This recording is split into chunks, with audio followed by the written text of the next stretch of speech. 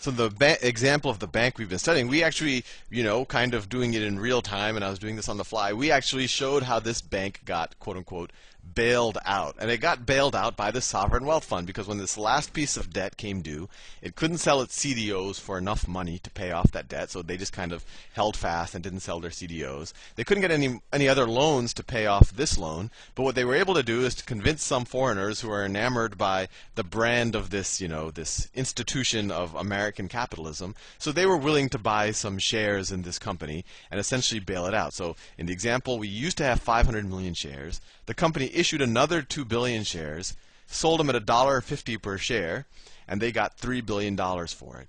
And then, so you had $3 billion in cash. We had $1 billion before us, and then we had $4 billion. We could pay off the loan with $3 billion of the cash, and then we're left with $1 billion left.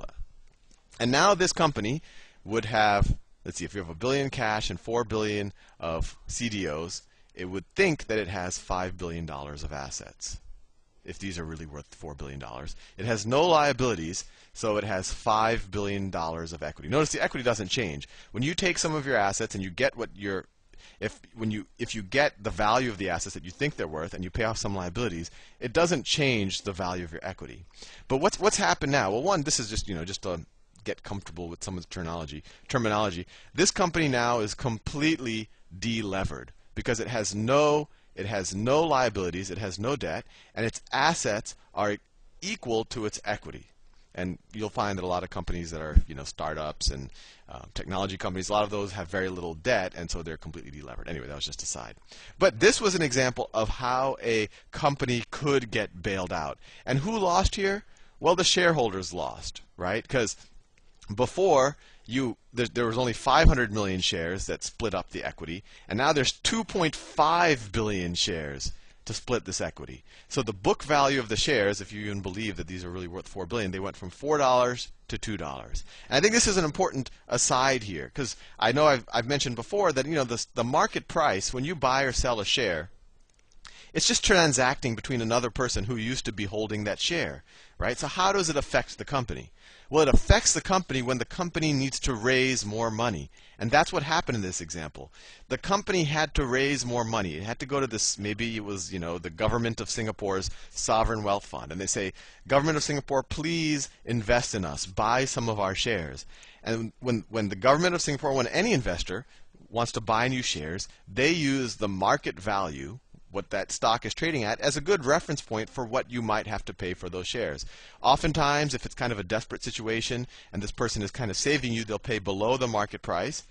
But sometimes if they say, oh, this is a lucky opportunity to get such a large number of shares and essentially take control of the company, I might pay a little premium over it.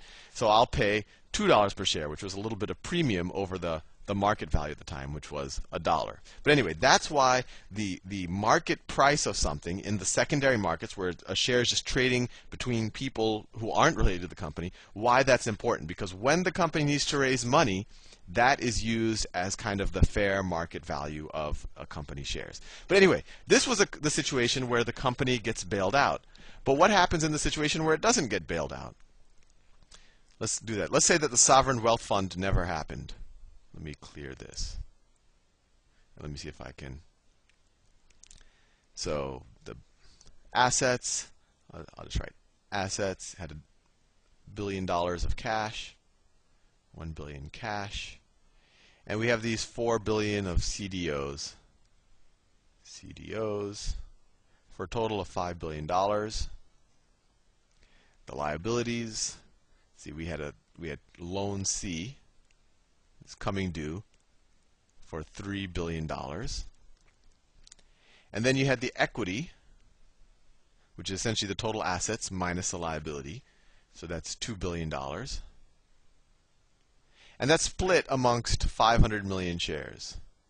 500 million shares. Right? And that tells you that the book value per share is $4. $4 of book value per share. We're not going to worry right now what the market value of the shares are.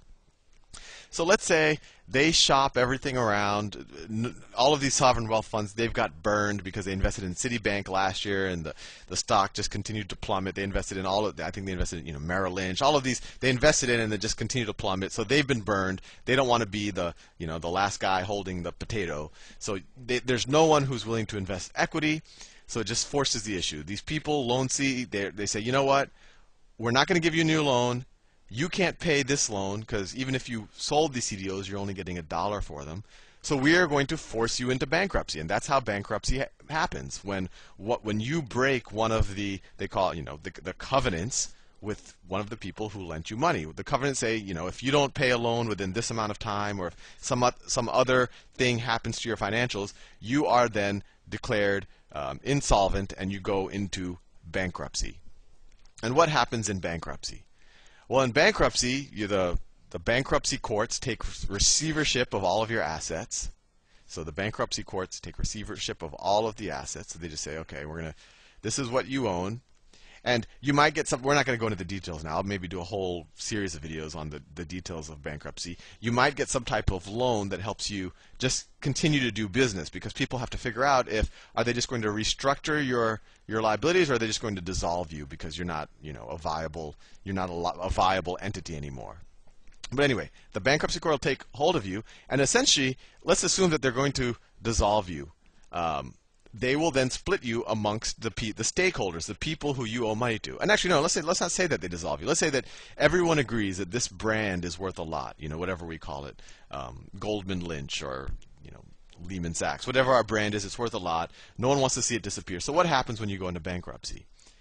Well, the creditors get first dibs on everything. So one way to think of it is Loan C gets first dibs on the assets, and then anything that's left over goes to the equity holders.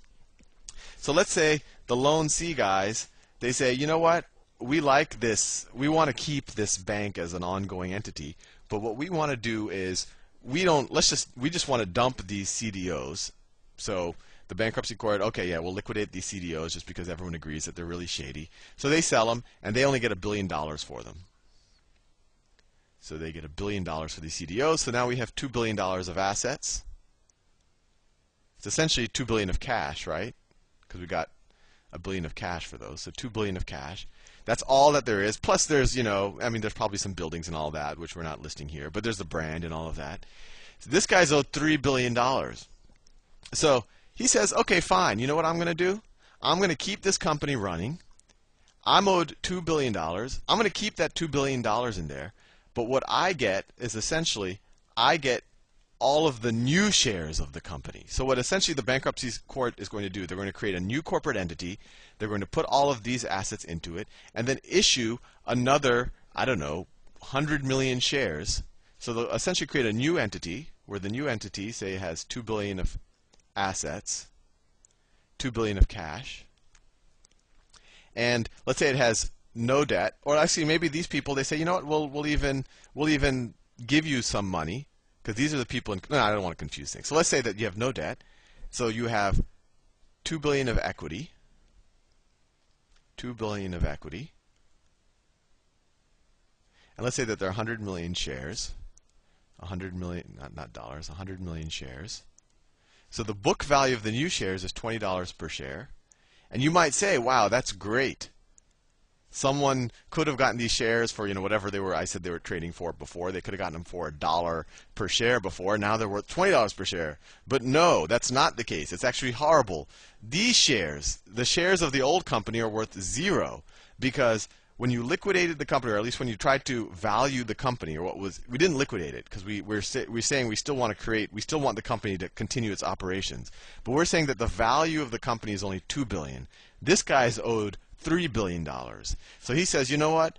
I should get the whole company, and I'm still getting, not everything that I deserve, but I'm going to get the whole company. So essentially, whoever lent Loan C, all of these shares are now their shares, and the equity holders get wiped out, the old equity holders. So those shares go to zero. And so this is an interesting example, because I've seen people on CNBC say, oh, what a great deal. I could buy shares of Lehman Brothers for I don't know, $1, right? But that's not the case, because they'll say, oh, Lehman Brothers has all of these assets and it's never going to completely disappear. That might be true to some degree, but Lehman Brothers' assets might be greater than its liabilities, which means that its equity is actually worth negative. So that dollar isn't a great deal. If you really thought that Lehman Brothers in the long term was going to come back, what you might want to do is somehow try to become one of its bondholders, and then when it goes through bankruptcy, on the other side of the bankruptcy, you might end up in shares of the new bank, whatever it's called, Goldman Brothers or whatever. Anyway, I realize I'm out of time. In the next video, I'm going to put it all together and show you, one, why our financial system is freezing, and two, what the government's bailout is attempting to do. See you in the next video.